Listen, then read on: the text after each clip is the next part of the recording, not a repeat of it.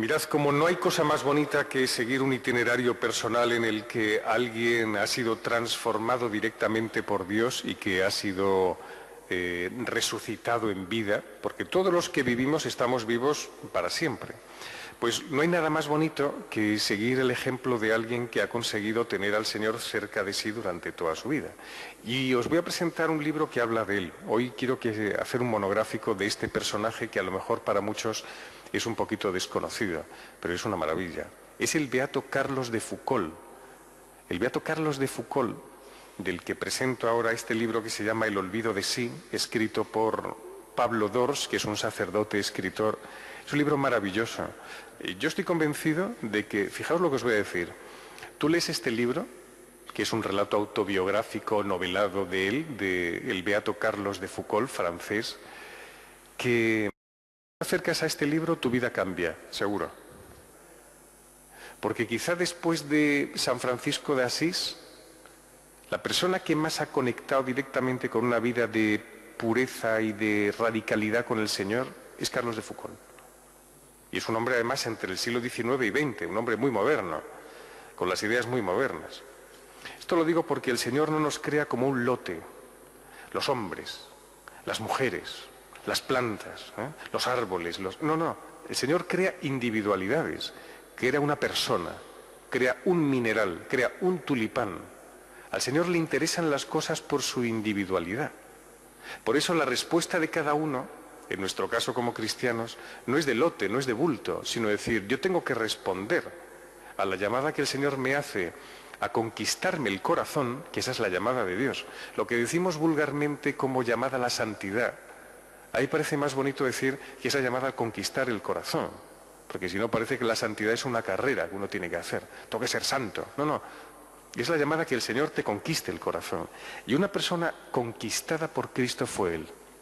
Fijaos, fue un hombre que pierde la fe a los 16 años, francés de familia bien, de los vizcondes, con título de vizconde, de los Foucauld, y de repente a los 16 años dice, lo que me han enseñado a mí en el colegio, mis padres, mi gente, no tiene mucho sentido y voy a hacer lo que me dé la gana.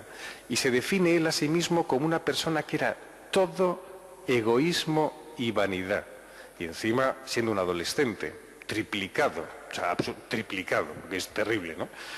Una persona todo egoísmo y vanidad, que lo que hace además es dedicarse al mundo militar, con toda la disciplina que exige de por sí, que es tremenda. Pero claro, en el mundo militar se burla de todos. Es sorprendente ver a alguien así como tan ajeno a la realidad y tan lleno de sí mismo, ¿no? Se burlaba tan de todos que cuando una de las veces que estaba con sus compañeros militares y había un tren que pasaba por debajo de ellos en un túnel, él se decidió a hacer algo muy temerario y muy ridículo y que refleja un carácter pues de lo más vulgar y tontuelo, ¿no? Venga, me voy a lanzar por encima del tren. Y el tren pasaba a gran velocidad y él se lanza encima del tren frente al pasmo de todos sus amigos que ven cómo se ha lanzado allí en plan valiente su compañero, y él encima del techo del tren se empieza a reír con esa risa del tonto que no tiene nada en el fondo que hacer en la vida. Una vida que dices tú, este no iba para santo, no iba para nada. Era lo que se dice, es una palabra que antes se utilizaba mucho y que ahora no se usa.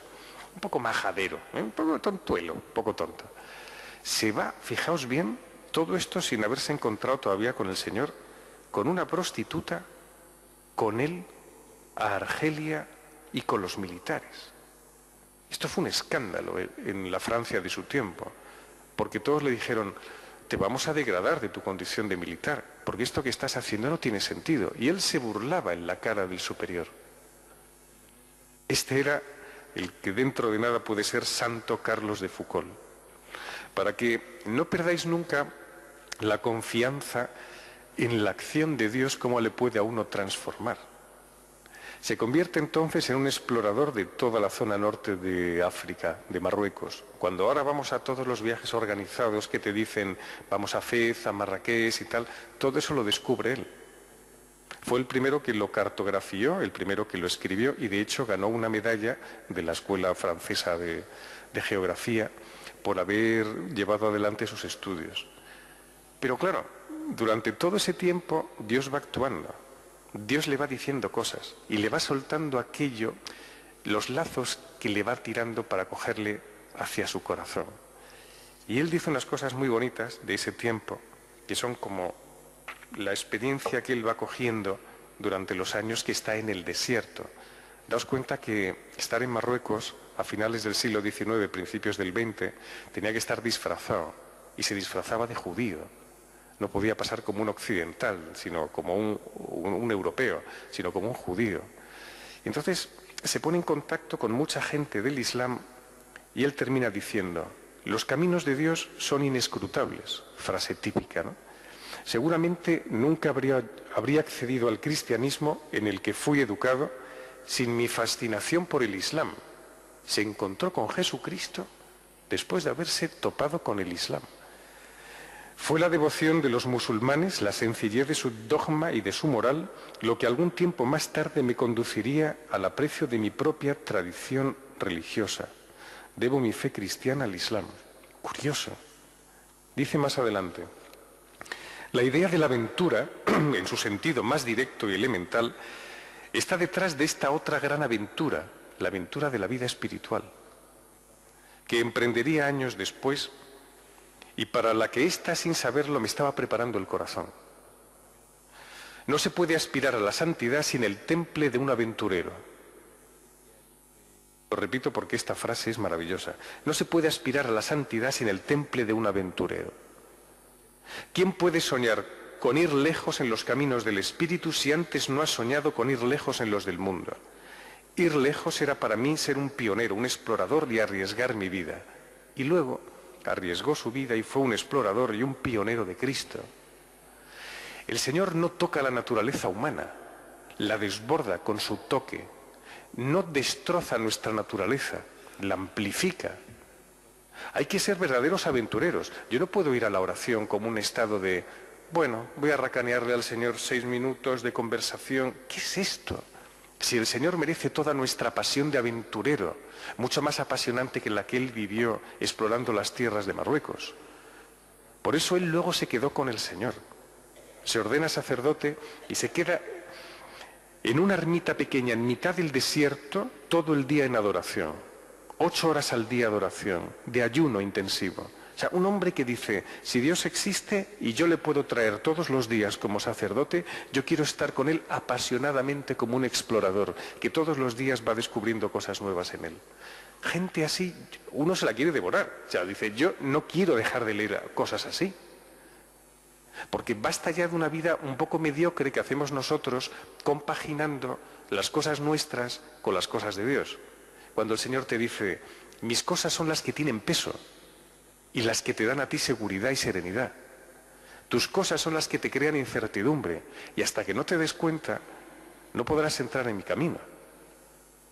Y luego una cosa muy bonita, que al estar disfrazado todo el tiempo de judío, decía, ser tenido por pobre y por forastero mucho me ayudó en aquellos días.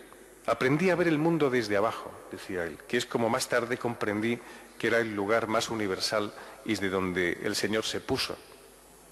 Todos los grandes dioses están míticos, están arriba. Nuestro Dios está abajo, en un pesebre.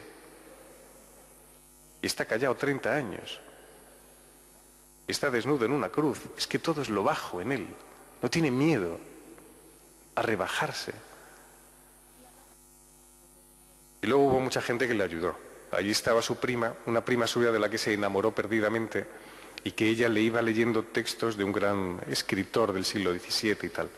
Entonces su corazón se fue abriendo poco a poco hasta que un sacerdote le dijo, ponte de rodillas en la iglesia de San Agustín de París.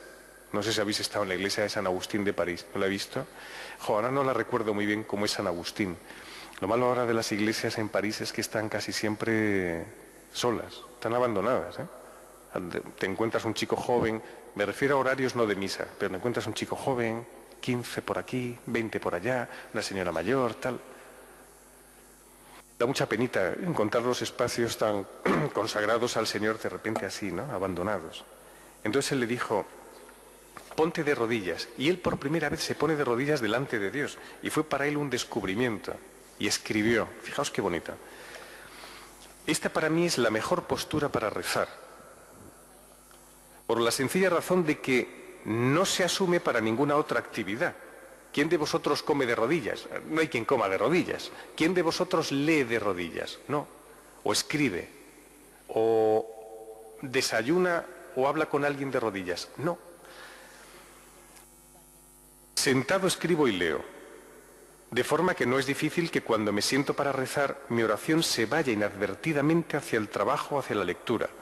Postrado estoy durmiendo, de manera que tampoco es difícil que cuando estoy tumbado en la cama, los que estéis acostumbrados a rezar por la noche os quedáis fritos, porque la posición acompaña bastante, ¿eh?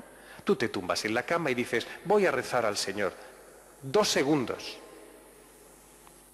Tirando por lo largo, porque te quedas frito enseguida. Después de todo el trabajo del día, no me aguantas.